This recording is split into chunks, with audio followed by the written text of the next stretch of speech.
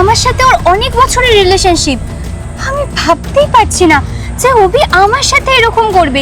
এত বড় মিথ্যা কথা বললো আমায়।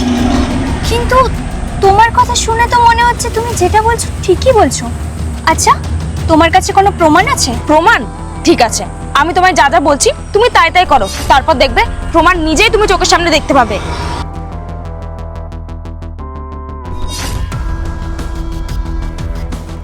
ঠিক আছে, তোমার কথা শুনে কিন্তু আমি অভিকে সন্দেহ করছি, কিন্তু তোমার কথা যদি মিথ্যে হয় আমি কিন্তু তোমাকে ছেড়ে কথা বলবো না। ঠিক আছে, তুমি সময় মতো চলে এসো। আরে তুমি অত চিন্তা করছো কেন?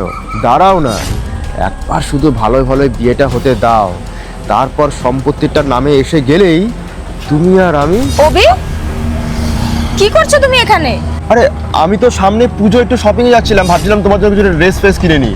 তো তুমি এখানে কি করছো? ও, আমিও তোমার জন্য ড্রেসই কিনতে যাচ্ছিলাম। তাহলে চলো একসাথে যাই। আর না না, আমি তোমার সাথে যাব না, তুমি চলে যাও। আমি তোমার জন্য ড্রেস কিনে আমি একেবারে বাড়িতে নিয়ে যাব। আমার একটা কাজ আছে, বুঝলে তো?